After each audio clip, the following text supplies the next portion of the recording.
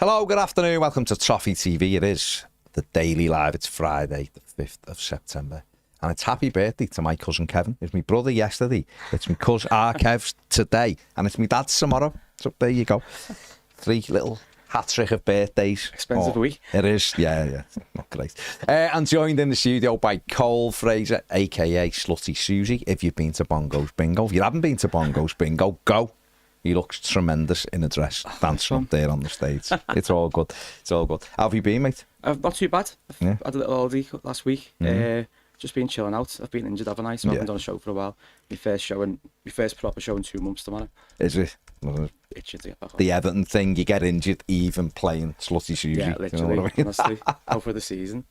The last time you and Johnny were in, it was ahead of the Southampton game at Goodison. Yeah. The last ever game, and we were talking about what it was going to be like and all of that. So how did all that play out? Did it go the way you thought it was going to go, as in how you'd feel? Was it not as emotional? Was it more emotional? What? I think it was probably more emotional, but then that was probably because of the ale, to be honest. You did say you were going on the ale at like... Counted out 8 o'clock, I think. 8 o'clock, God. yeah. And by the end of the game, I was quite smashed, like. Yeah. But it was an unbelievable day. Better day than I thought it would be. Yeah, the show, and then afterwards, obviously there was all the rumours about like having like this big stars and Paul McCartney. I thought the way they did it though was even better, because having a big star like that kind of would have outshone what it was meant to be about, kind of thing. Yeah. And the band and that were class at the end, weren't they? Oh, it was amazing, and obviously Everton won the game, which was the big thing, wasn't it? Because cherry on the cake. Like. We were sort of like, don't lose the last ever game. And it was, all about the welcome and all that. The fans there, the bus welcome, the blue smoke and all that was crazy. And you did sort of think, imagine if we were all right. I know. You see the fan base. How many fans were there on the day? Like, I didn't expect that. Crazy. Yeah. Wasn't it? It was crazy. What have you made of the summer? Because obviously Everton have brought in 9 players. Yeah. We knew a lot were leaving. We knew we had to sort of change up the squad a bit. Have you been pleased with what they brought in? Are you a little bit? Yeah. I mean, the only one I'm not too sure about is probably the striker. Like, I know it's very early days for Barry, but just from the little bits that we've seen of him, I'm a bit like, is he someone who's really going to come in and replace Beto? Or is he just there to push Beto on? Or I think he'll be all right. I hope so. Yeah, I think he just needs to settle. But he's only young as well. Yeah. So obviously you've got to give him time. I was a little bit surprised that he let Schmidt go. I would have thought he'd have just kept him there, just because if we do get one injury, there's no one up front now. He has said he'll play up if that up. There's even mentioned a Dibbling playing through the middle as well. Really, so we'll see what happens there. To be fair, actually, I thought he would have got a centre half in as well. Just, I suppose, obviously, I know O'Brien's there, but if he's playing right back, I just don't trust Keane. No, I just can't. Every time you play, like, my heart's in my mouth every time the ball goes near him. But he has played quite well, though, hasn't he? Yeah. He has played quite well this season. But listen, again, it's the same thing, though, isn't it? If, say, O'Brien got injured, or if Keane gets injured, who plays, O'Brien who goes right back, because obviously Seamus, we played the game against Mansfield, but can he keep playing 90 minutes? We don't know. Patterson's out injured at the minute, so but we are stretched still. But I think the players they've brought in, well, they've massively improved what we had last season. Yeah. It's just another couple would have been nice. I mean, obviously the likes of Grealish and Dewsbury, they just look like they've took us to like a bit of a different level to what we were at. Like, just the confidence in us now watching, I think we're not going to be where we have been the last few years. Like, obviously I know we got out of it last year once Moyes come in, but I just think looking at that team now, it just looks a far better team than what we started with the last few years. Yeah, definitely. I mean, obviously you have, but you've been impressed with Jack Grealish then the last He looks unbelievable, doesn't he? Yeah. Even the little cameo played at the end of the Leeds game, you could just see like he was just trying stuff that we haven't seen for a long time. Yeah.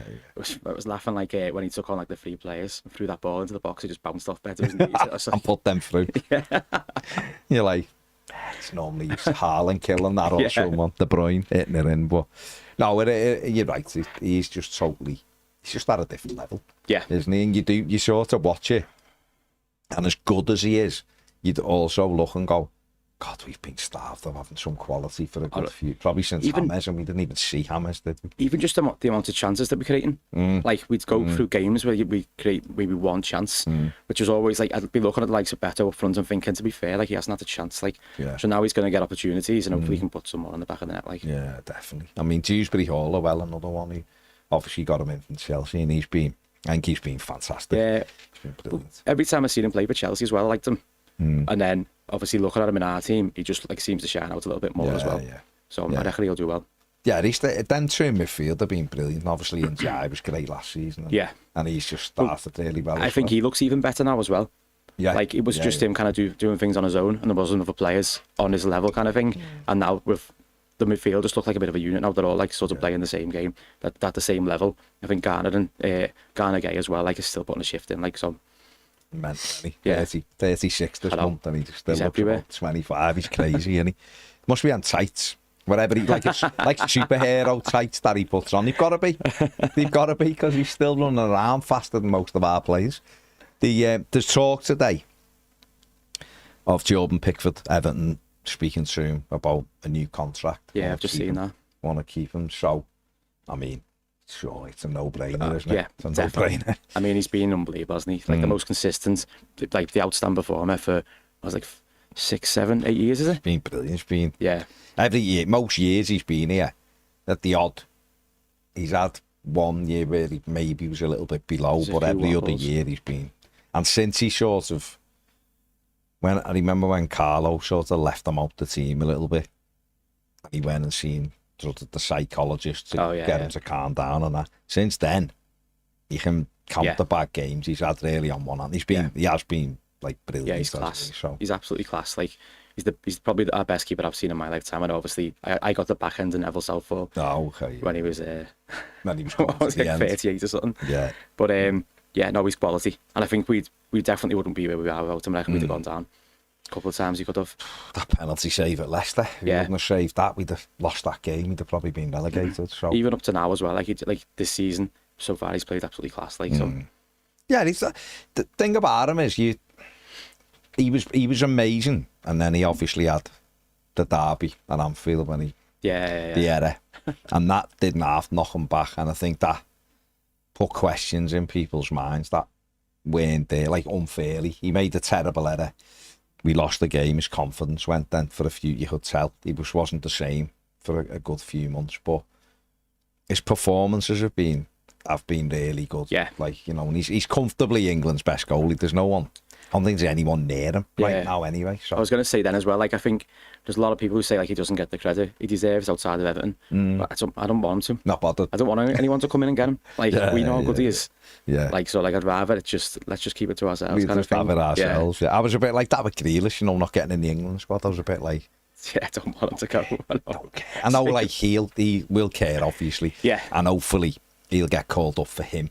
Like, I feel like that with Pickford. I'm not like, I always, whenever England are in like a major tournament, I want them to win it. I don't cry if they get beat. Yeah, you know what I mean? same. But I'd like them to win it. But our players playing for England, I'm happy for them, not for us. You know what I mean? Yeah. So, like, Pickford loves it, so it's like, well, yeah, fair. You know, and if Grealish loves it, then fair play. But on a selfish perspective, I'm made up. Yeah. No, same. Just keep that battery charged for the next games. And what have you made of the new stadium then? Because obviously we talked about the old stadium. We're now down there. We've played games. It's been full. It's been lively. We've had a night game there. What are your early thoughts of it? It is unbelievable. Like, even I think most people's like kind of big worry was the atmosphere and carrying that over. But I mean, we've seen so far, like, it seems as good. Obviously, you've seen like that stat about it being like the 5th largest football match. If that's real, like, that's nuts. Yeah. It was the loudest in the Prem, wasn't it? 126 decibels. Yeah. When Everton scored, when Jai scored, I think it was something like that, some mad stats. So I think like all like the worry and that and like the sadness of leaving Goodison.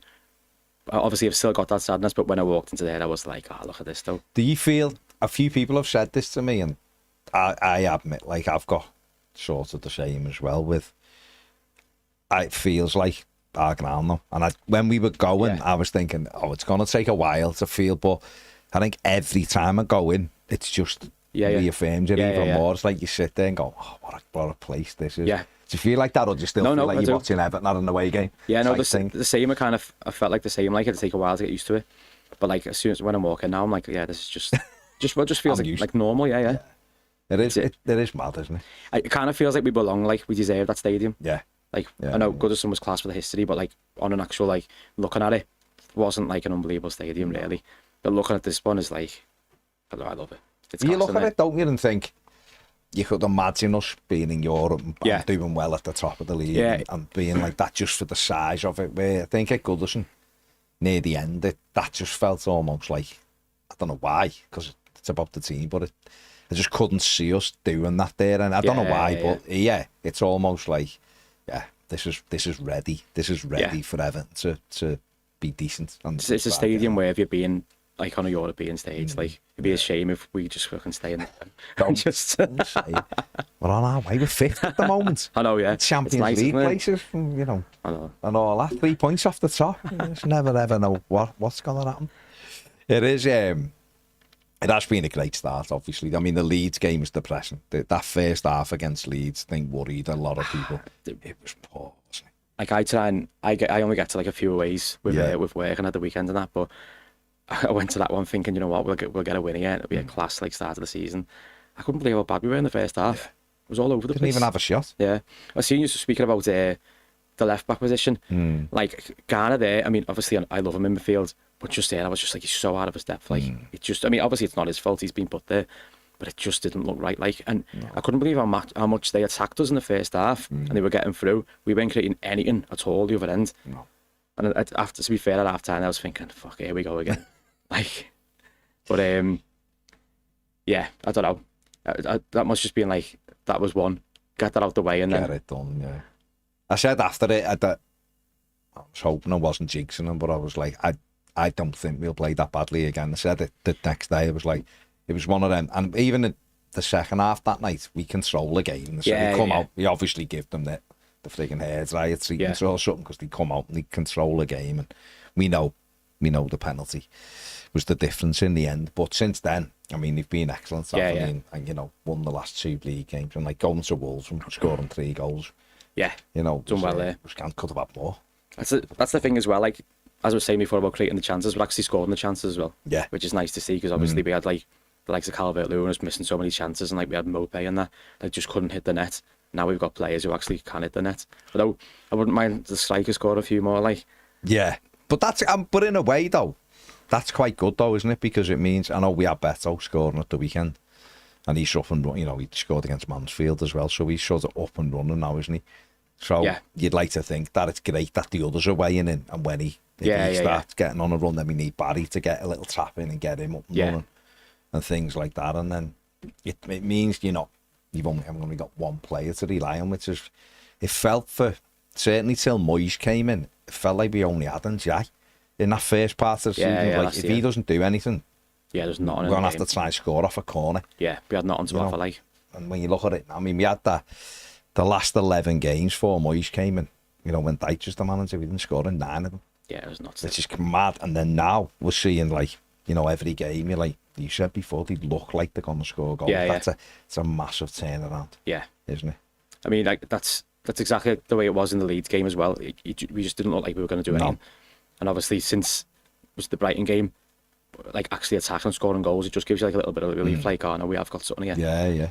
Have you been impressed with Ndiaye? Because obviously, sort of like a year ago, he'd only just played. It was his first game, I think, against Bournemouth. He played in the League Cup against Doncaster, and Dyche put him in, and he was really good. And he had a great season, didn't he? Obviously, got 9 Premier League goals. I think he got 11 overall. But, you know, he's done it again. He started off again nearly well. He's got 2 goals already this season. As I said, like, I feel like he's stepped up even more with the players. Like, obviously, he was by far our best player last year. And then this year, just in the few games we've seen, it's like he's stepped up another level, like with the quality around him. He has looked class this year. Yeah. There's just on the ball. It's not even just like being in the right places as well, which is obviously so important, but on the ball as well, just carrying it.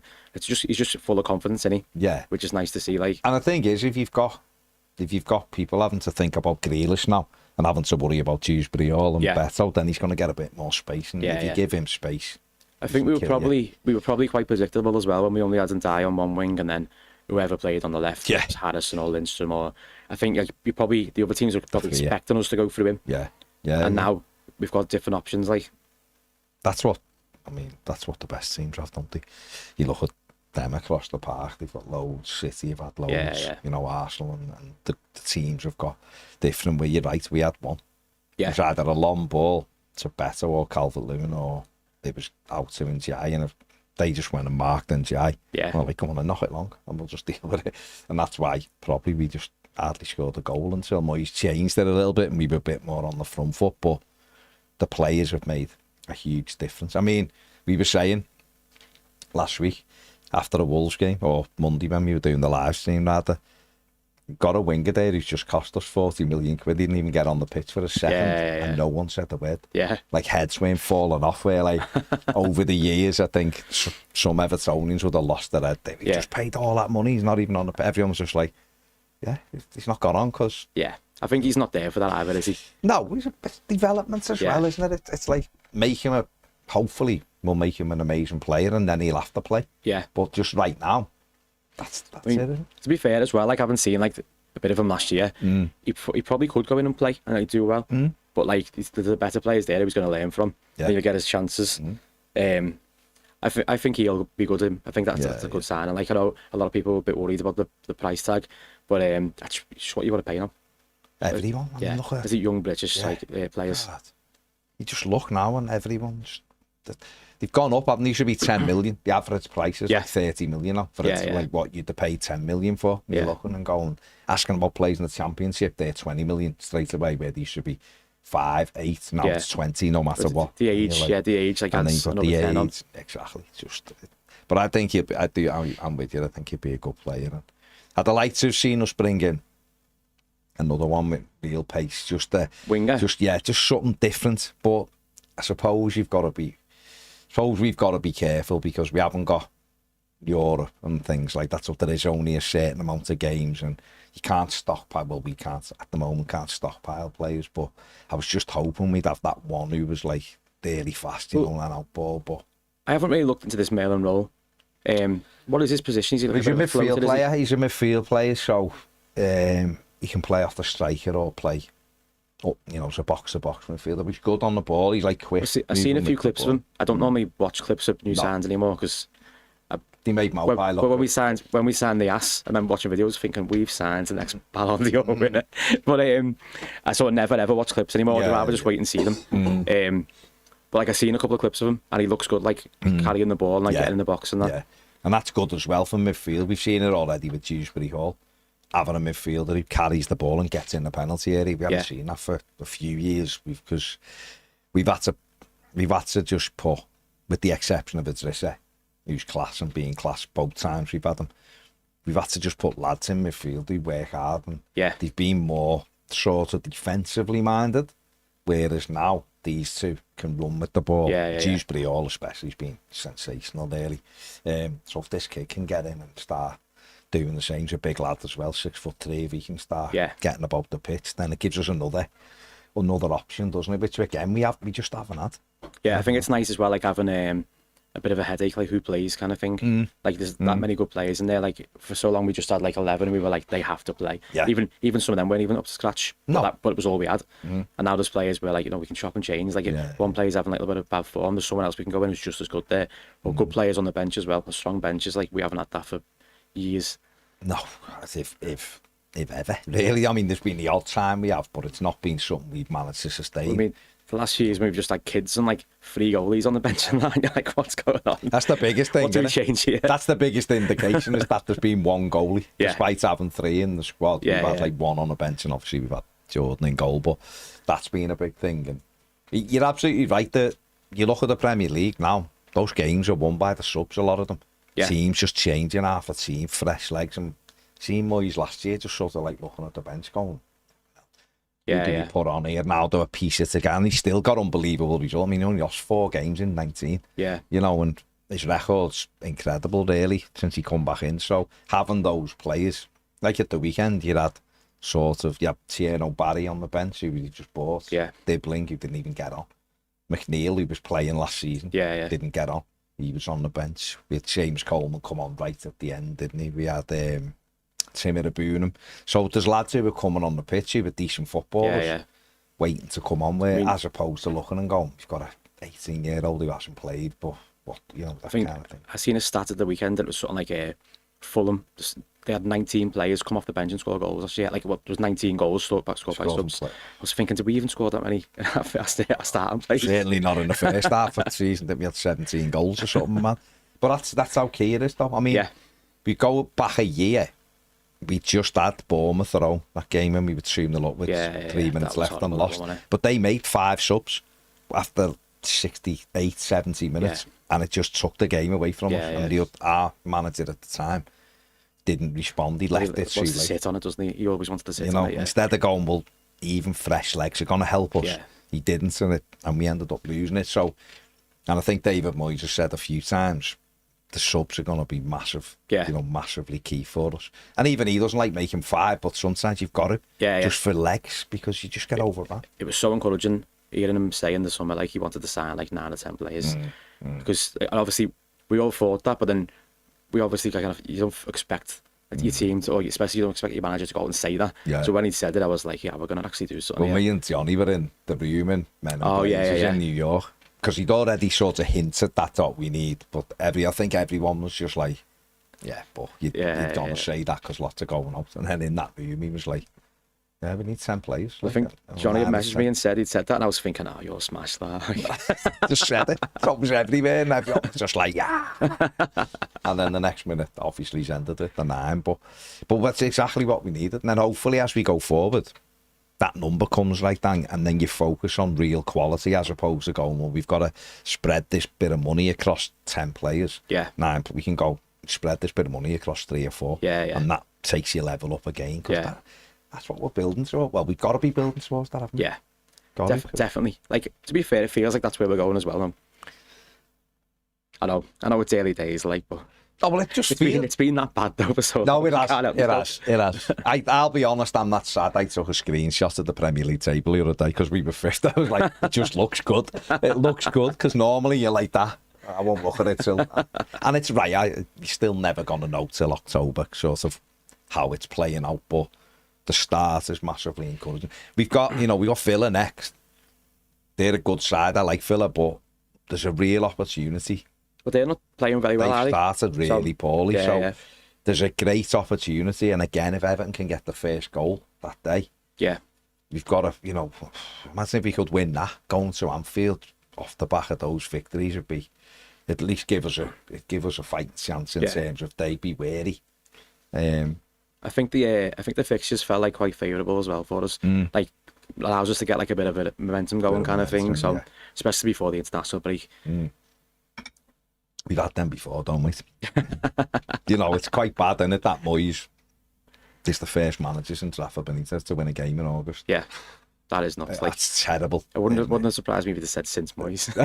Well, it was the first time we won at Molyneux since Moyes was the manager. Really? With crowd. We won under Carlo, but it was in COVID that one year. But we had to go back to Moyes last time to have won at Molyneux with crowd. So we're doing a few of those. We replaced Guy with Guy. Essentially, we replaced Moyes with Moyes. We had to wait for Moyes to come back to be on the up. But it's been a really good start, and obviously in the next round of the Carabao Cup as well. Wolves away they'll be tricky. I'm hoping they might be trying to concentrate on the league. I hope so. They were concentrating on the league on Saturday. They weren't great, so I hope that continues. But they have got a couple in since obviously they got a couple in before the deadline. But be nice to have a good cup run. I think Moyes has said that as well, as he fancies going for the cup. Like, it'd be good if we could get past them. It's not saying if like they're Arsenal or something, but we have come a cropper before in these games where you think we should win that. We haven't. So I think that's where we kind of. But if we could, although we get ahead of ourselves, we should remember what we're like as well. You sure to go. But if we could, like you just said, we're going to be able to switch plays, and the level's not going to drop too much by making some of the changes. They'll do the same, I imagine. We'll have to see, but if we got past them and then got someone at home, easy one at home, then before you know it, in the quarters, anything can happen. So I fancy us. It's just momentum. Come on. Gary says, hello. Nathan says, stop Everton. I can only be so optimistic for the future at once. Awesome news if Pickford signs a new deal.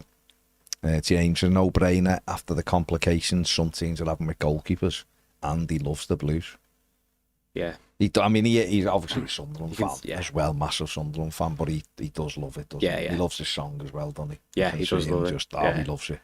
I mean, that was an amazing moment, Brighton, wasn't it, when he saved the penalty, then being in that stadium, having that song sung to him, 2-0 up, and you sort of knew when he saved it, it was like, I think that's the moment we won again. When we beat Newcastle as well last game, and it was just the whole 90 minutes we sang it, and you could just tell he was loving it, like. Their heads are falling off. Thinking these might have cost us Champions League footy. Jake says, when we signed Jordan Pickford, the aim was to have him for the next 10 years and well into his prime. He's had ups and downs for Everton, but the last few years, what an investment he's proved to be. Absolutely brilliant, and will probably go down as our second best goalie of all time. I don't know about all time. I think people who saw other top goalies might knock you back on that one, Jake. I think, for me personally, he's the third best goalie I've seen at Everton in my time. Would you have second? I think Nigel Martin. He was unbelievable. He was like, for 2 years, he was like, it was a bit like what we've had to have with Jordan. Where at some games, it was just him against the other team. And I remember the derby, we drew 0-0 at Anfield, and he made 7. He was unbelievable that game. Crazy. 2 saves, and like he was brilliant. But Pickford is... People talk about Tim Howard, and he done well, Tim Howard, but Pickford's better than Tim. Yeah, definitely. Miles better. So, but that's not bad. That's not bad to be up. And again, longevity might take him past Martin, but I just think as an actual goalie, with Nigel Martin, I was never ever. Jordan sometimes still gives me like, what's he doing there? You know? But, like it when he kind of does something, everyone like holds the breath, and you can see him like going... Like, it comes out, but even what he said though last week, he was like, he does me head in sometimes, whacking balls all over the place, but he is brilliant. Like. But yeah, I mean, he's been here 8? If he signs another contract, and we have him for 10 plus years, he was, what was it? He's probably hit the 30 million now that we pay for him. 3 million a season. Easy. It's unbelievable value, isn't it? Unbelievable value. So, and you're right, you know, I mean, a couple of those teams like United and Chelsea who've struggled with goalies. I know he's sort of never ever sort of made any noise about wanting to leave, and he's probably had a couple of tentative approaches, and he might have just gone, I'm not quite happy with it. I think you kind of look as well, like, I think if you look at other teams and you think, where would he go? Like, now I think, I mean, I feel like only Chelsea. I mean, United. Well, that was the only one. My worry was United a few years ago. I felt like everyone else had like a goal they were happy with. And obviously United were messing around, but we've managed to hang on to him this time. Well, for this long, sorry, they've just signed a new keeper. So no, I don't think he's going. I think he said this as well. He sort of value, and this is a rare quality in players. He sort of values where he is, being the number one. He's playing for England, which is what he wants to do, and he's being Everton's goal. He's never stopped him playing for England. He's England's third most cap player, I think, now, or something. He's like 75 or something. Goalie like that, I think he's right. So, you know, I know Peter Shilton's got more. I think there's one more. Is it Clements or something, or Banks?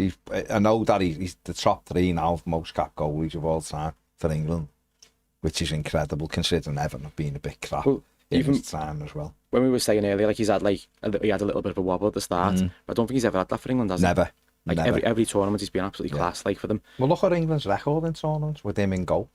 Semi-final of a World Cup, final of a Euros, quarter-final of a World Cup, final of a Euros. You know, you don't get there having a goalkeeper that isn't performing. You just don't. Jordan with Joe Hart now, both on 75. But they the third most cap, the two of them. So him, Seaman and Joe Hart are all on 75. And then there's Shilton's first. Oh, so it's just so he's essentially the second most capped England goalie. Okay, so there's 50 between him and Shilton. Yeah, Shilton was under 25. Did Shilton get? Yeah, I remember. 75. Sure, he got it again. Sure, it was against Sweden. He got his 125th one. Did he give him that big? Oh, did he? That you put up in with 125. Oh, did he play that? No, it was going to be his last game. I think so. I think it was almost like this is it. He knows he's retiring after this one, but to do 75, I mean, you'd expect him. I don't think there's any goalie near him. So, all being well, and he's fit, he should definitely be England's goalie for the World Cup next year. And then that would comfortably take him into being in second place. There's no one, you know, talks about James Trafford. I think he'll be a good goalie, but he's nowhere near it yet. He's not going to get the game time. No. Anyway. No, well, they've got Donnarumma now, haven't they? And he just goes in because he's world class. Basically, thing is, Pope's nowhere near him. Henderson at Palace is nowhere near him. Who's the other one they talked about? One more. Who? Yeah, Johnston. Nowhere near it, is he? In the other. So I think it's not even just his goalkeeping ability. He's always on the defence. Like, he's always like keeping the heads in the game, kind of thing. Like, doesn't let any, even if it's not a goal, like something happens and he doesn't like it, he's right on them. Like, so just keeping the heads in the game. Yeah, he's. I don't know. Like Taki says, he does. Ramsdale, yeah. Ramsdale. He's gone, hasn't he? I know. Mr. Ramsdale. He's got no chance, has he? Newcastle. That's their reserve keeper. So they should be worried because he normally gets relegated. So their arses should be gone. You know, we moved from Arsenal, went to Southampton, took them down as well. He's a shocker. Where do you see Tyler Dibling fitting in this season? Says Jake. The three behind the forward is looking unstoppable at the moment. They're not going to play all the time, them three, are they? But is that where you see him just come dipping in and out off the right hand side? Yeah, definitely. I think obviously he'll play some of the cup games. Obviously games like where we need something different, some fresh legs. I'd imagine he'll be the one to come in. He probably came here knowing that as well.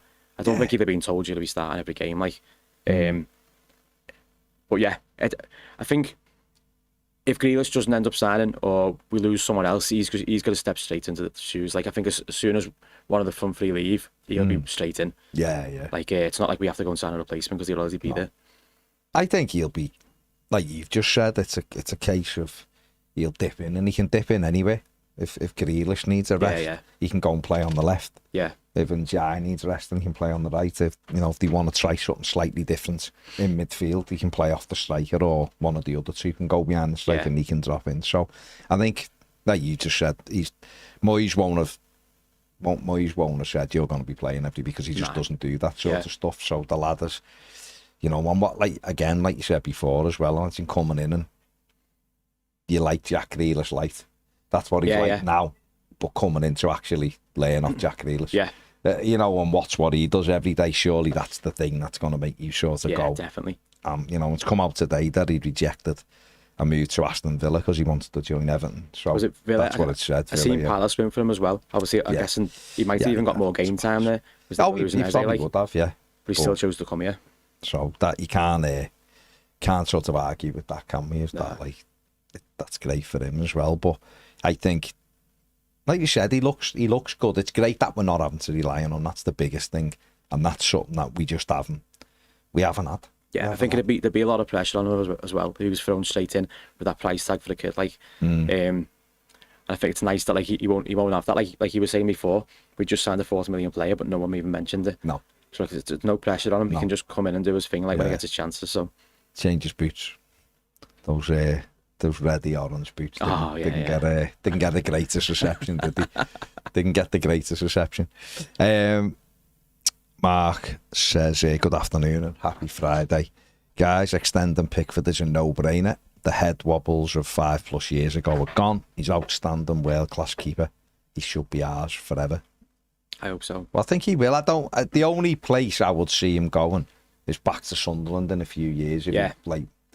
If he wants to go back, and I don't know whether they're in the state. It depends depends how they do, doesn't it? Really, as well. Yeah. So, but that'd be sort of the only place I'd see him going. I mean, you never know, because he looks like a lad who just loves playing footy. So, wouldn't surprise me if he ended up playing non-league somewhere when he's like 40 or just to have a game of footy. But I think the only sort of place now that he'd probably consider leaving Everton for would be Sunderland. I don't even see that for the next few years. Yeah, not for a long time. So, cheers, Gary. Missing my brother and my dad, cousin. All happy birthdays. Mark says, can't wait for an important night game at the new ground. Can you imagine the noise and the limbs? What was Susie's best ever limbs? Best ever limbs? The ones he throws in bongos when he's dancing. That's what gets me injured. Yeah, they're not bad. Yeah. Best ever limbs? Do you know what? I loved, a long time ago now, 3-0 against the Shite, like, it was unbelievable. I think it was because it was just, like, such a comprehensive win, like. Yeah. And, like, from... We haven't had many of them over them, have we? Yeah. I mean, that must be the bit... Most we beat them by years. Yeah. Biggest, yeah. We've had a few 2-0s over them, but that day... But that was one of the few times I used to sit in the upper ladders, and that was the one of the few times I was in the lower. I think it was the only derby I've ever watched in the lower. Yeah. And I was like, yeah, I get why people like it down here. Like, Bedlam, wasn't it? Yeah. When Johnson headed it in for 3-0. Yeah. It was bad. They just went, didn't he? A few elbows and knees and everything in the head. Like, oh, yeah, you get everything. You should get thrown everywhere in the street. And, imagine that South stand if we done that to them. Yeah. You imagine what that'd be like. There'd be a few injuries there with people dancing, rolling down the stairs. People come over your head from like 3 rows back. Yeah, like, what's going on? Yeah, bonkers, mate. Yeah, that was incredible, that one.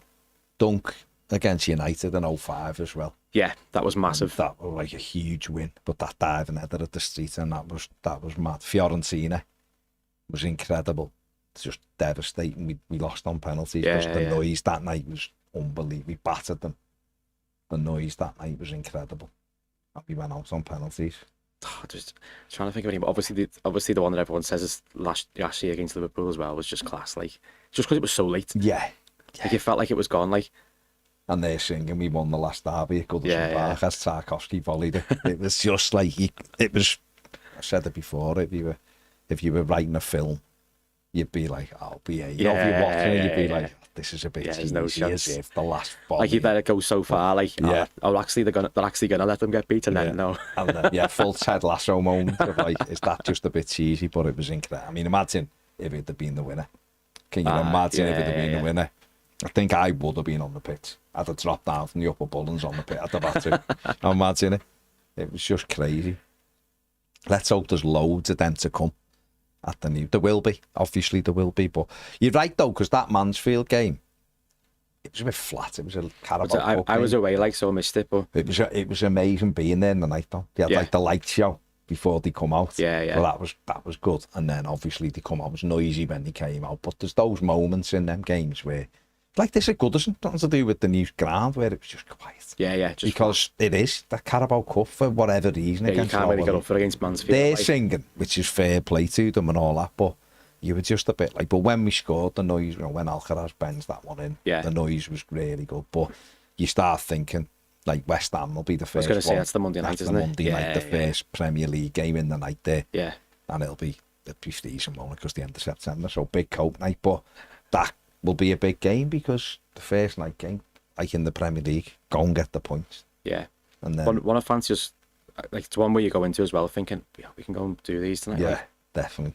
Definitely, and it's up to the crowd to keep the noise levels going. But when they start, it has been loud. Like, I've just thought of another limbs there. Go on. Was it I think we won against Arsenal, Andy Johnson last minute. Yeah. And it was like hailstone. Yeah. Everyone's like, that was Wenger came out of his dugout and fell on his ass and went back in. I was totally slipped. That was limbs. Remember their players? It was injury time. We got a corner, and their players were like that. Yeah, I was like, looking but they all had like snoods on them. Me and my mate were like, look at these, the state of these, and the ball coming, it dropped, and he just smashed it in, didn't he? Oh, it's tremendous. What about when we beat them 3-0? We battered them under Martinez. We beat them 3-0, and then you beat United. When we were going for fourth, weren't we? Yeah. But we destroyed them, Lukaku and that. It's a tremendous thing. Yeah, we were good that year, weren't we? Yeah. All those players on loan. Arteta's a fuck off and everything, and he went 3-0. And then we fell on our swords. But it was good. It was good. There was some good limbs there, definitely. But yeah, that Andy Johnson one, it was freezing, cold, getting hailstones at it was grim. But then got warm very quickly as he lashed that in. I was in the street then for that one. John Shutt says 100% agree on Pickford. We'd have been relegated in 2 or 3 seasons had it not been for key saves in key games. Yeah. Winning games, we would have drawn, and drawing games we'd have lost. Sign him up. That save against Chelsea. That was unbelievable. But it was just crazy. Some games that we came out of, say like 0-0s, and you come out of it thinking, have we took a point there? Like, and obviously, like, it was just him making like save after save. I remember that same year as Chelsea, because we beat United just before Chelsea. Yeah. Anthony Gordon, big deflection, but he made the save right at the end from Ronaldo. Oh, yeah. When Ronaldo snatched the phone and broke the lad's phone, ended up having to give another one. But that he made a huge save in that right at the end as well. So like just those moments where he come up big for us, and you don't necessarily remember it, but when you think back, you think that was massive what he did there. But like that penalty save from Maddison, that's 2-1 at Chelsea. If he sticks that in, it's 3-1. Everton aren't coming back in that game. Everton aren't coming back. He saved. His penalty record must be class. Like he seems to save like loads of penalties. I think he had he was at first every pen I thought he'd saved this because he had an amazing, and then lately he seems to have been no chance with them. But then the one against Brighton, and I think that one meant he saved 8 penalties. Well, he'd started coming to the game a little bit then as well, which just makes it even more important. He's just like cut them off, like just killed it. All the momentum they had just stopped it, like just gone. Mark says, funny, I was chatting to my Sunderland mate and he has Moyes down as their worst ever manager. The Sunderland team at the time had a lot of ex-fan favourites and Pickford. They had Pienaar, Gibson, and Anichebe, Lescott and Rodwell. Oh, he had, I'm sure he signed Oviedo as well. They were all gone, weren't they? They were all the end of the coming. They were terrible, though, Sunderland. You can have a go, Moyes, and he probably didn't do great there, did he? I think he was still scarred from United. But they were terrible. Like, the Canio had destroyed them. They'd nearly gone down. They were awful. They were the players they had were awful. Did Moyes take them down? Yeah. They were bad, like. They were dreadful. They should have gone the year before. They were awful. Yeah, I mean, the players that they were signing, obviously, like, cast-offs was just like... They were all done. There wasn't one of them there that they've named that weren't done. Yeah. Like Pienaar he'd left Everton. Yeah. Everton didn't give him a contract. Yeah. And he went. Darren Gibson had been, he'd the same. Yeah. Anichebe was. He hadn't done anything. He hadn't done anything for a long years. time. He got it into West Brom, and that was sort of the end of him. Lescott, he was come to the end of his career. He must have been old when he went there. And Jack Rodwell was having a bit of a mare, wasn't he? Didn't even want to be there. The injuries wanted it. Rodwell was such a good player, but the injuries just killed him. Absolutely killed him, and he ended up. I think he's gone there thinking, brilliant support and all that, because they are Sunderland. They are a big club, really. If you look at the history and that, well supported, and you'd only have to watch that Sunderland till I die to see they were an absolute shit show, weren't they? Like that, they recorded them that year, didn't they? Thinking they were going to go straight back up, and they went down again. Well, I remember Moyes saying, and he said this since, but they obviously told him a lot of untruths when he went there. You're gonna have this and you're gonna have that. Yeah. And when he got in the building, I think he was sort of just like, this is a fucking shit. They probably looked at him and thought, when he first came into Everton, and look at the job he done. Yeah. He can do it here. Yeah. But obviously it wasn't gonna, like, prices and stuff had gone. Everything had changed, and they just didn't have a good base anyway. Yeah. They didn't have a good. They'd stayed up 2 years, I think, on the run. Like just clung on. April, May. Had got 2 wins or something, which kept them up. Just grabbed them, dragged them over the line. And that was our fear, wasn't it? When you start circling the drain, unless you can change the playing staff and get a bit of momentum going and start picking up, there's no sort of way out. It almost feels inevitable. Yeah. And I think they'd lost. I think it was Ellis Short who was there. Their own, he just wasn't doing what he said he was going to do, and then the fans started to not believe anymore, and it just becomes a shit show. When you feel. It's great to see them back in the Premier League when you watch that Sunderland till I die. You're like, oh my God, they've been through the bleeding. We feel like we've had it bad. they've had us plus steroids, haven't they? The fact that they went down and went down again, which was crazy. Blue Keeley says, baffles me the disrespect for Pickford from England fans. Yeah, it's weird. I don't really get it. I think a lot of fans, I can imagine being a player who, if he doesn't play for you, you can't stand him because of how much he looks like he's enjoying himself. He just looks like he enjoys himself too much, and pulling tongues and all that. Like he's just taking the piss kind of thing. I think the media, for whatever reason, the media don't like him because they've always tried to bring a different goalie into the car. It's this now, he's challenging Pickford, and you're like, he's never actually made them. If he was making mistakes for England, you'd go, it's a tough job being England's goalie. Everyone's like, but he doesn't even make any mistakes for England. Yeah, so I think the even media, when he's played well, they criticise him. You're like one of them give him what was it 5 out of 10 or 3? He got a 3 out of 10 because he didn't make any saves and didn't do anything fancy with the ball. But they didn't have a shot on target, so we had nothing against to do. Andorra. So We won. out of 10. We won. He gave him 3 out of 10 because he didn't have a save to make. You're like, how's that his fault? But the English media, they do that to all the England players, don't they? Like they just they build them up to knock them down. Don't yeah. They? But he's had it. I think he's had it particularly bad, which is just it's crazy. It's absolutely crazy because it just who else was there? Yeah, like I said, he was making mistakes. You go, might have had the point there because he done that and we got knocked out. Just literally nothing. Yeah, but he's not even doing anything wrong for us either. So you can't like go, oh look, he's having a bad time there. Don't put him in. But they do run with that narrative. They've even gone now to go. He's played really well for England, but Everton, you know, he's not. And we're like, what are you talking about? What are you talking about? No, he doesn't. Doesn't let Everton down at all. He's unbelievable. It's like had the 3rd most clean sheets last season. Yeah. The year before it wasn't as good, but the year before they were up there, the second most. So you're like, what are you talking about? Yeah, it's just he made a mistake against Liverpool years ago, and it was an error, and everyone saw it, and it cost us it, and all of that. He's the odd time he's made an error, like City, I think was it last year or the year before, he'd come out and kicked the ball and he knocked it back in, but it was 2-1, we were getting beat anyway. Sometimes you look and go, he probably could have done better with that. Yeah. But then other times you go and how did he save that? The one at Brighton the other week, the back pass by Tarkowski. Oh yeah. And I thought he scored, O'Reilly. It was 1-1. Yeah. And he saved it and then dived on it. And you're like, oh my God, what a save that. That's the thing, like every mistake he makes, he's making another 5 saves. It's like keeping us in the game. Like it's just such a weird narrative. Kieran, you're right that the media have sort of gone in on him more because of the Van Dijk stuff. Yeah. Haven't they sort of made their mind up then after that, right, we're going for you. Yeah, but they're always on Liverpool side, aren't they? So. Well, most of them are Liverpool fans. Aren't they? That's the problem. And when they've sort of got the ear of a lot of people, they can like what they want, can't they? Yeah. They've got that power, and then knowing England fans, some of them rather, can't say that about everyone, knowing some England fans, they'll just read that and be like, yeah, actually they're right, he's crap. And you're like, crap. But I've seen like past England goalies going like on the Sky Sports News with and talk about him, like say like how well he's done and like he deserves to be there. But then they're saying as well, like I don't understand like where this one comes from. It's just weird. It's just so weird. Like I remember Lee Dixon, you know, he went with his wrong hand. And my mate in the pub told me from David Seaman.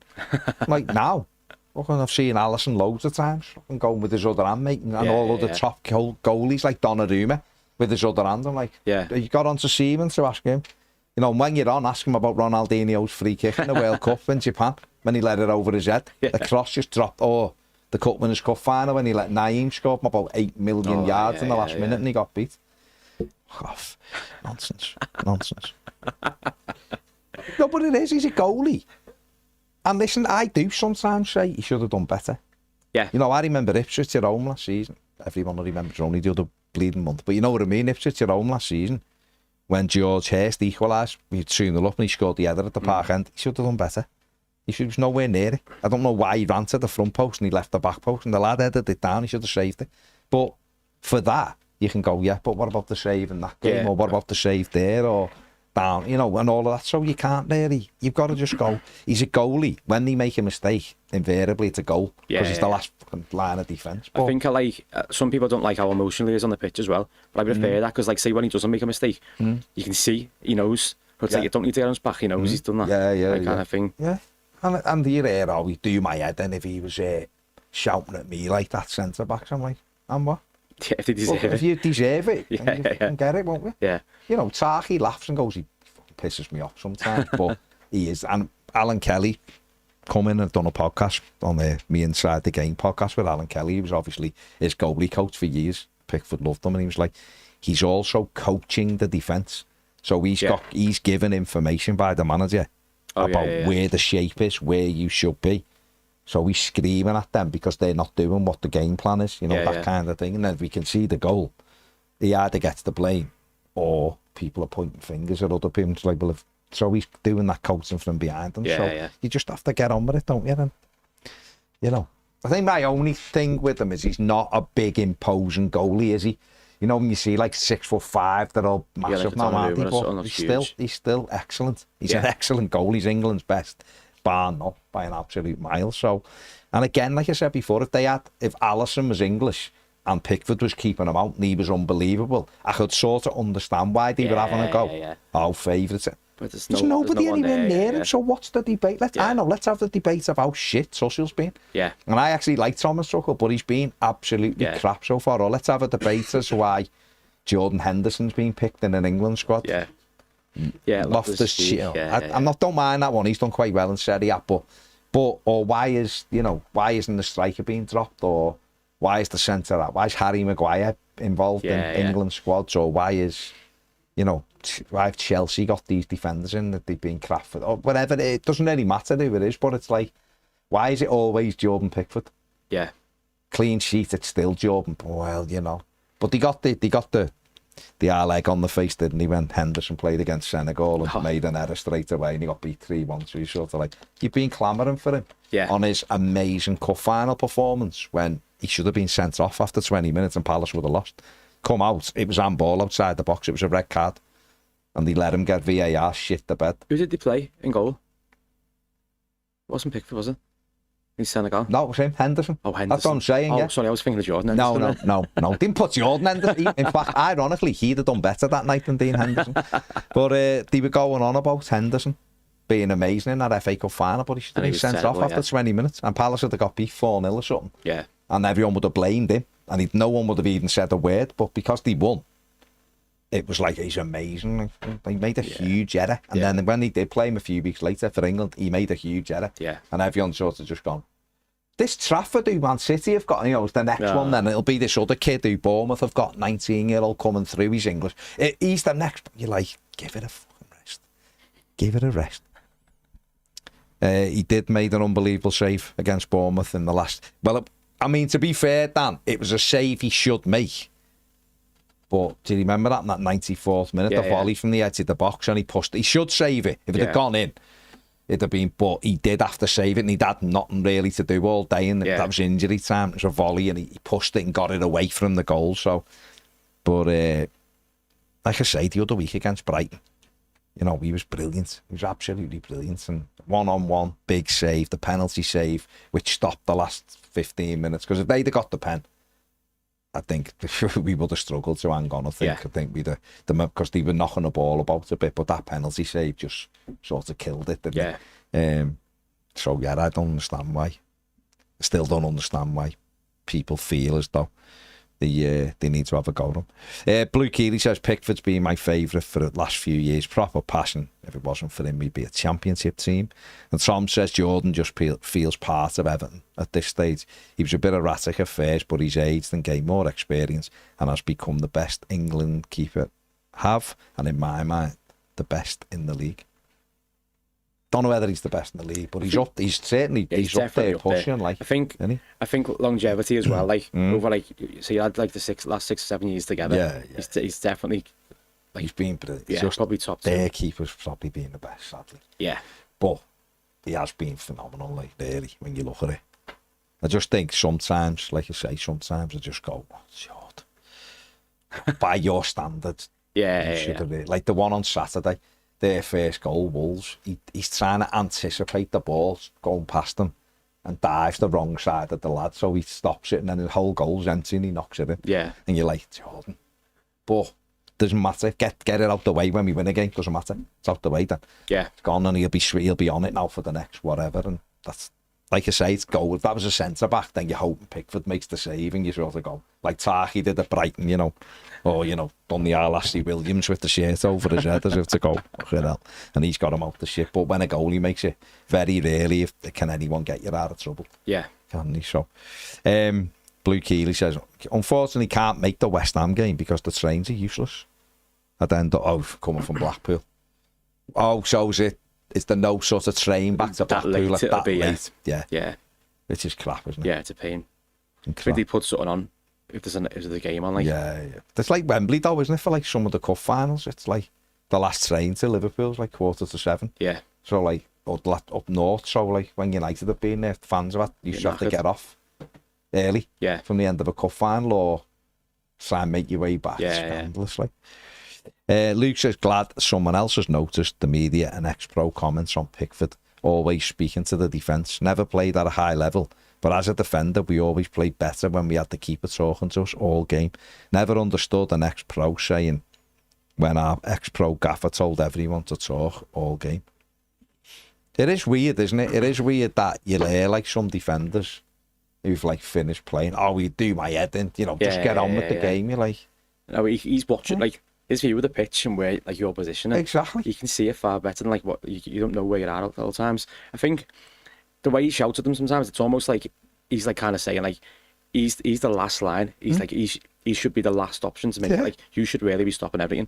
So if they get past you, even if he makes the save, he's saying he shouldn't be getting past you. That's it, isn't it? Who's keeping you on your toes? If you're, you said you can sometimes you see defenders daydream and players walk off them, and you you know, the famous "get over Sidibe, it's your man" and all that stuff. You know, that kind of thing.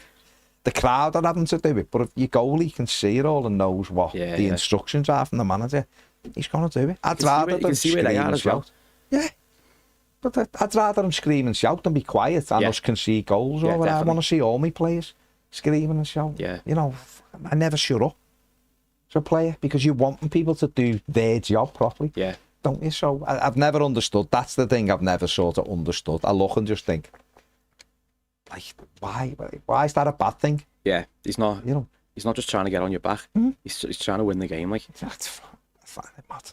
I do find it mad. Dave Murphy says Sunderland are a huge club and the fans are amazing. And Chicken Lips, what name? Says we are hated by Sky, hated by the Prem. So what new? The hate for Pickford. We are Everton. We don't give a flying. That's like what we said before though as well.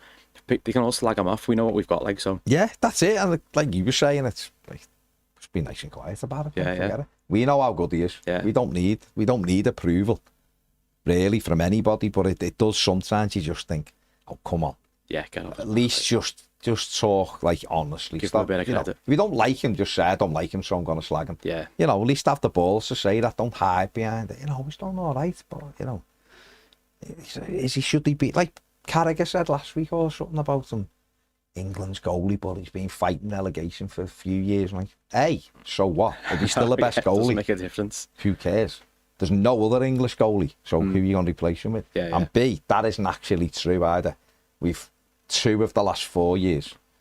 Yeah. I know we've been in a struggle in the other 2 seasons, but we've ended up finishing 13th and 15th. Yeah, okay, if you'd have said like the bottom half for the last 4 years, but that's not his fault. Yeah. Isn't he? He's still performing. When Rooney came through and we were struggling in his second year, no one was like going, oh, he shouldn't be playing because they're struggling. Yeah. It's like he's good enough to be in there. Like. Exactly. Doesn't matter if you're good enough, you play, don't you? You'd argue, actually, the goalie playing in a weaker team, having to make a million saves and still getting the 3rd most clean sheets. He must be excelling. Yeah. If that team's not performing, he must be excelling, surely, if the 3rd best clean sheet record in the Premier League. I think it says a lot as well. England have had a lot of managers now, and he's stayed with all of them. Like they've all.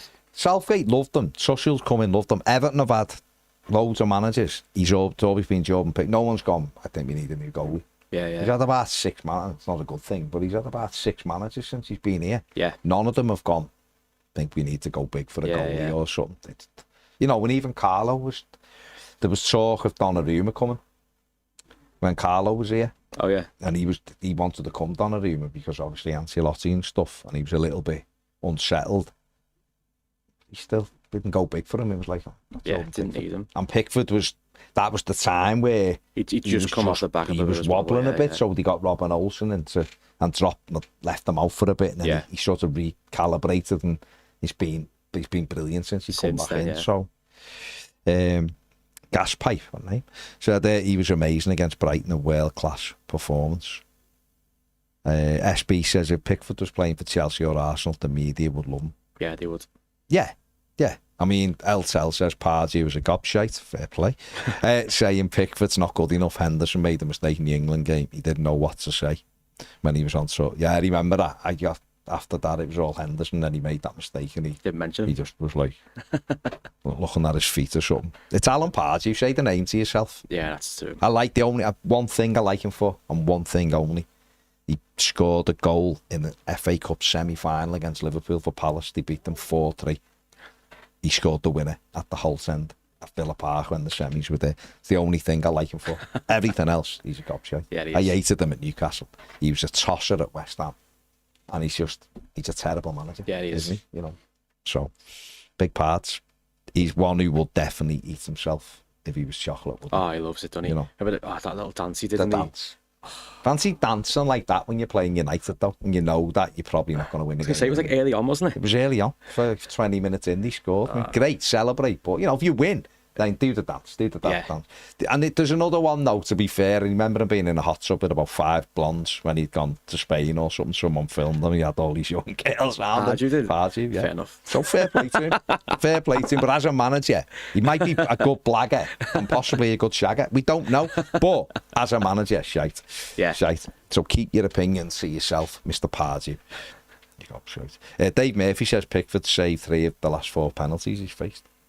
That's unbelievable, isn't it? It's an unbelievable record. Like, as you said though as well, like kind of when he steps up and thinking to himself, I fancy him to save this. Like, I was disappointed he never saved the Leeds one, only because I just expected him to save it. It went in just like it gone right way, hadn't he? It was just a bit too low. It was a good pen. If it's in the corner, what can you do? You can't do anything, can you? And then you had the nonsense of Jamie O'Hara. Ban that sport. He can't have that stuff on a bottle. Why, Jamie? I know. It's just tactics. Like nonsense. You run through it all before a game. You go over it when you're having a drink. Someone's injured and the manager's showing you something. Sorry, why you want to ban that? Yeah. Absolutely pathetic. So Alex says Branthwaite also gets some of the same criticism from the media. He should be in the England squad. So should Tarkowski. Yeah. Well, last season they were England's best 2 centre backs. Yeah. And I couldn't believe he didn't take Branthwaite to the Euros. He took the Kwanzaa instead, didn't he? Yeah. Which didn't make any sense. That the season he'd had, like, it made no sense. He was fantastic and it's crazy. Terry said I've had to book a couple of days off for the West Ham game because of the travel. I think hopefully that's just teething problems and things sort of get sorted. It's not great, is it? Because obviously we're getting put on sort of all the time now because of the ground. Yeah. You know, we've got, which is, I think, 4 of the first 5 home games are live. Yeah. Which is great because the extra money, but it's not great when people are planning sort of. I think that comes with playing well as well. You get more games on telly, like, don't you? You watch, people think that's what's Grealish, don't they? Yeah. Sky and that, and whether we like it or not, that's how it's done. They'll sit there and go, these looking attractive team this season. Jack Grealish, and we'll put them on. And it's right, you would do, wouldn't you, if you want eyes on a game? Yeah. You know, you're going to put Everton on under Sean Dyche when it was to try and play for 0-0, or you're going to put an Everton side on that's trying to attack and win games. So I think it's just something we're going to have to get used to. I mean, the Palace game's been moved, but that's got moved to the Sunday because they're in Europe. But it has been put on the telly as well. But they're in Europe on the Thursday, so we're going to have to suffer that. I think for a couple of those teams that are playing Army, we're going to maybe be moved because of it, but well, it's just part and parcel, isn't it? Part and parcel of being a better team. Yeah. You know, having the best stadium in the Premier League, you know, the newest, at least if it isn't the best. I think the best football stadium, I think someone was saying this about Spurs, it was like, theirs overall probably is the best. But it's an NFL stadium, really. It does look. I've not been like, no, it looks unbelievable. But Everton, they're saying Everton's is actually the best because it's a football stadium with and all that. So I think it's class that, like, obviously how good it is, but like just we're so close to the pitch still as well, which is so important. Like I seen Charlie Austin talking on Sky Sports yesterday about the London Stadium, and he was saying like he used to fear going to West Ham because the fans are on top. But you go out there, he said, there's so far, like you just no fear at all going up there. That's it. This is the thing, isn't it? This was the biggest thing they had to do was get it right on top of the pitch. It's why the stands are so steep and you know, they do your legs in and all that because you've got to climb so high. But first time I went in there, I was so impressed with how much it is right on top of the place. You nailed it, like, and like the sound as well. I think they've done something to make the sound kind of acoustics to make it even bounce even more. So you just think if we can get a head of steam up our own, you know, the atmosphere's cranked up, and the crowd right on top of the players, who knows what we can go and do, because You know, we need it, don't we? Goodison, we'd lost our sparkle at Goodison in the last few years. I think a lot of people probably came to the stadium thinking, well, it was like no atmosphere. I mean, the thing is though as well, like people were saying that, and I used to sit and like think we've got nothing to sing about though. Like I know you should always get behind the team, but when it's been that bad for that long, it was just like I don't want to stand up and sing for them. But then away, the Everton fans don't stop. Yeah. And every away, I was trying to say this. So I've said this to a few people, is that like every set of away fans are brilliant wherever you go. Yeah. You know, there's Anfield's a myth. Yeah. You know, it's 5-3 or whatever, 5 minutes before kick-off when they put the song on. And then they all start singing it again a couple of minutes before the end. And yeah, that's loud and all that. The rest of the game, it's like anywhere else. When they score, it's loud, of course it is. They might throw the odd song in now and again, but that's the same as what it was like at Goodison. Yeah. Zed Carr's big, raw, crazy, loud roar.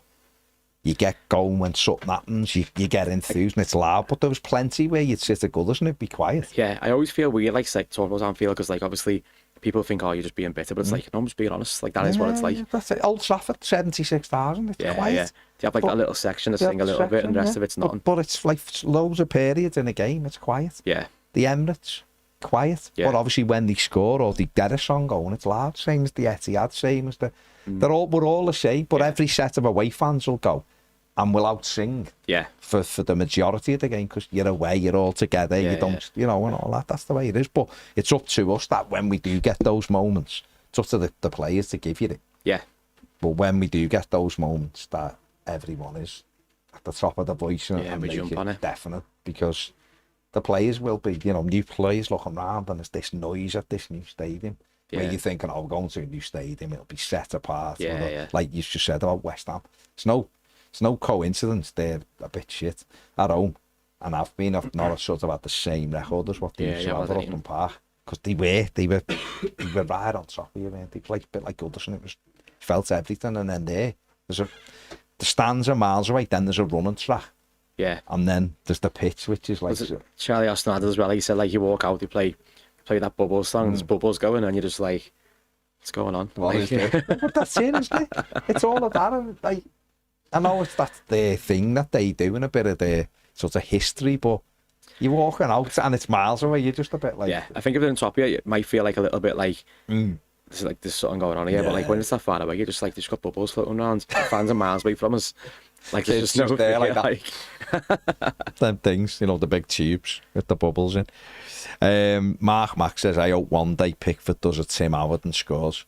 The celebration would be something special. Howard not celebrating his goal was woke nonsense. They don't like celebrating, do they? Because it's like embarrassing for the other goal. Yeah, because they know what it feels like, kind of thing. I'd love to see him. I'd love to see us like 4-0 up in injury time, and we had a penalty, and we let him take. I mean, it probably looked bad as well, but he took one for England. It's an unbelievable the left foot, isn't it? I feel though with Pickford. Say like it was an important goal or something. Say like he knocked it long and it did just bounce and go in, but it was an important goal. I do feel like he's got a knee slide in him. Yeah, 100%. No, like 1-1 or something, and it bounced, it kicked off the turf or something. I do feel like he'd be like that. You know, you know what I mean? 100%. Like he done the knee slide when Saki scored against Liverpool. He's done the knee slide to the main stand. You know, I feel like he wouldn't be able to help himself. Yeah, definitely. Then afterwards he'd go over and go, sorry, it was just a mo, but he'd be like that. And then he'd try and be playing it down on the interview after it. Oh, just got caught with the emotion, you know, all that, like, but I do feel like he'd have a bit of shit house, you know what I mean? And I loved all that. Dave Murphy says, Pickford's criticism's ridiculous. I can't stand our media coverage. The disparity between national and local is night and day. His biggest detractors are Pardew and the people on TalkSport. I've paraphrased to stop. He said. That was the brilliant save against Colombia, and they criticised him for giving away a corner. Of the one that was in the top corner, and he pushed it wide. He was brilliant. Unbelievable save. Then the penalty shootout, he won us. He was unbelievable in it. Like the last year in the Euros. Was it Classic, the pens? Yeah. The shootout, he was unbelievable. Saved about 4 and he gave it all. Ivan Toney with the no look won us the game. Oh, yeah. The goalie saved about 4 penalties, what are you on about?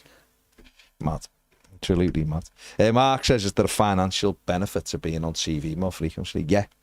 Get something like 1.2 million every time you're on as additional cost to to what you get, which is a huge chunk of money as well. So, like last year, Liverpool were on live for 30 of their 38 games. So that's 30 million and then another, whatever, so probably like 40 odd million. I think Everton were on the least they could possibly be on. Like, which is like, it's something like 4 in the first half, 4 in the second half, something like that. So we say we got 9 million out of it. Liverpool were back in 40 odd million. Explains how they're spending all that money. Oh, that's it, isn't it? But that, again, the teams near the top, we were playing well to generate. That's why it's key to have people like Grealish. It's key to have a new stadium. It's key to win games. Because you get this extra bump that you're just not getting. So, yeah, it's massive for us. Blue Keeley says, think there was a train I could possibly get, but they just get cancelled all the time. Annoyingly, midweek games are much easier to fit around my job. It feels like you should just jog home to Blackpool. Feels lazy that you're throwing the hand in already. Swim. You know, or swim back. You'll be all right. See if there's anyone, put it out there on here, or on Patreon there, put it out. Is anyone coming from Blackpool? The Blackpool area? Yeah. Maybe you could car share or whatever. Try that. Never know. We done it with Annabelle, didn't we, on here from Coventry? So, have a look. Gaspipe says not about the TV revenue, it's about our global exposure. It's absolutely about the TV revenue for us where we are, but it is also great to have the exposure as well, because it's all coming in. It's the money, the PSR. That exposure only works if you actually play well. Well, yeah. If you play, if you're exposed and being absolutely terrible, people just laugh at you. Yeah. But the TV money is literally, it's key. It's key for us. If Everton got 10 more games live this season, talking, massive, 12 million or whatever it is, 13 million quid, that's a player. Yeah. Because of the down payments for players and stuff. So it's huge to us to be on there, with especially the way PSR is and all that. Simon Jones says Henderson took a ball off Dom for a penalty for England and then missed. Remember that? When Dom was in the England thing and Henderson took the ball off Malav and missed it. Yeah. Darren Benson, Andy Goldstein apparently defended Pickford yesterday. There is some out there who defend him, like, there is a few. I know there's loads against him as well. I just don't know how you couldn't defend him though. Do you know what I mean? It's weird because, like, I just say, I'd be thinking, we watch him every week, so we know. Yeah. But then even people who are just watching England, he's never done any set of foot wrong for England, so we don't know where they're getting it from. And again, if there was like a number 2 who was like really, you were looking and going, he is banging. He needs a chance or something. He's fantastic, but there's no. There's been a few who had a chance as well, like you were saying, like Henderson as well. Yeah.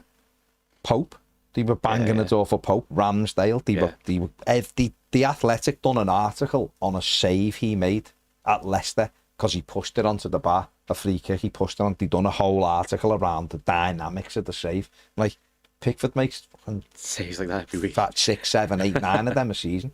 Where's your piece on that? Yeah. And then they realised quite quickly that he wasn't very good, Ramsdale, and he sort of just had to go back in the box. He's gone right off the boil, hasn't he? Arsenal chased him at the first possible opportunity. So I do find it odd. I hear it sometimes from like the Redmen lads there, or the couple of my mates who are Liverpool fans, like, it's just not very good. I'm like, I don't even know what you're talking about. Yeah, but remember at Derby, like, one mistake in 2018. That was 7 years ago. He's brilliant. Well, he's just like you. It's like me just saying Salah's crap. Yeah. Even though the numbers tell me that he's actually brilliant. I actually defend Salah more than they friggin' do, which is because his numbers tell you how good he is. So you go, Pickford's numbers tell you how good he is. You know what I mean? So that's just a thing of, like you said before, because he shouts at people, see the little clips and go, I hate him. Yeah. He's just enjoying himself, isn't he? We know how good he is. Jimmy says Trafford is the new challenger, and he quickly fell off after the Spurs game. They were giving it the big one in the summer. A real challenge for Jordan Pickford, now James Trafford, and then 2 games in, they're like, City need a new keeper. Yeah. He was challenging Pickford. And they've gone and signed one of the best in the world. He's not going to play. So that's him gone, isn't it? Yeah. So that's him gone. And Danny Ellis says Alisson's fuck-ups are funny as well. Well, Alisson has. I rate Alisson's a mate. He's a top keeper, Alisson. He's made some terrible ones. I was just going to say there, like, he's made big mistakes, but then obviously you forget about him because of how good he is. But with Pickford, they just seem to cling on to. Like, but we don't have that agenda, do we, to go after Al? Because we're not asked. We're more interested in us, aren't we? Whereas others don't. Especially them, they need our approval for everything, don't they? We don't. We just go, oh yeah, keeper should have done better. Yeah. You know, Van Dijk, I mean, made it a Liverpool thing, but like Van Dijk's the best one. Kids never anywhere. They can see the goal. He leaves his man all the time. And he points at everyone else, and they're like, Virgil's unbelievable, and I'm like, oh, he's just nowhere near any striker, and he blames everybody else. There was one in the Newcastle goal last week. Oh, there was one last week, sorry, in the Arsenal game, and Thingy defended, I think it was Konate, made a great tackle, it was 0-0. He got round the back and put it across, and he's just jogging into the box. And there's a lad on his own, and Konate comes across and throws a leg out, and it gets blocked. He's just jogging into pitch, the cat Superman. Yeah, I see quite a lot of their goals the way he's like that. Yeah, I mean, like, he's your man. The Dutch Michael Keane. Yeah. Don't get me wrong, he's still a good player, but it's a bit like that, you know what I mean? People just leave that alone. But imagine if Pickford did something that was like equal to that, God, you'd have never heard the end of it. You'd have never have heard the end of it, would you? You'd be like, he's never scored a header though to win a game like Alisson, to be fair. Right. So maybe that's what it is, but you know what I mean. But now he's been brilliant, so we can just swerve it up.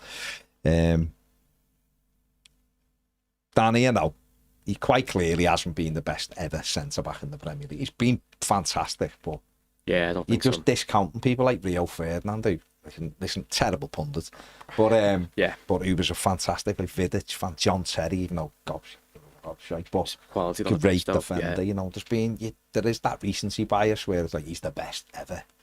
Like, I don't know. But anyway, who cares? Even like last year at Anfield, Beto went there and bullied him. Yeah. A few weeks after bullying him at Goodison. You know, Van Dijk was like, oh, come on, pass out, go over the mark, go stand with him over there, leave me on my own to point. Same with Calvert-Lewin. Calvert-Lewin used to have him off. Not at Anfield. Goodison he did, but not at Anfield. But Beto, the goal we scored, and he was at Midgey's cock offside at Anfield. He just ran off Van Dijk, pulled it down, put it under the keeper, and he was just like that. Van Dijk, like shit. Yeah, he knew it was him, and then VAR got him out of bed, and then the other one, the wild swipe where Beto just went past him and hit the post. You know, and I'm not saying it against. I'm just mean then they just get washed over where Pickford done something 7 years ago and he's terrible. And like, all a bit mad. So you're looking forward to, before we wrap up, you're looking forward to the rest of the season and the way it's shaping up? At the minute, I am. I know things can change quickly at Everton, like that right now. Listen, right now, we're unbelievable. Right now, We've won 3 games on the run, we're unbelievable. And no one can prove any different. Till next week against Villa. I'm away for the Villa game as well. Oh my God. I know. Two weddings. Both on air side as well. Why are they getting married in all their mates, absolutely nice. July. I know. Yeah. So I'm missing that one. But I am. It just feels good at the minute, especially this position. At this time, the last few years, and we've just been in a really bad place. Yeah. It just feels like, something feels a bit different this season. No, it does. Looking forward to seeing that role come in as well and see what he can do. Don't forget, if you haven't tried Bongo's Bingo out, go and try it out. Watch Cole as Slutty Susie. Tremendous. And we give Liverpool stick in it as well. It's a fantastic little spoiler for you there. Make sure you check it out. Big thanks to Cole for coming in on the Friday. Give it a thumbs up. Subscribe if you haven't. See you later.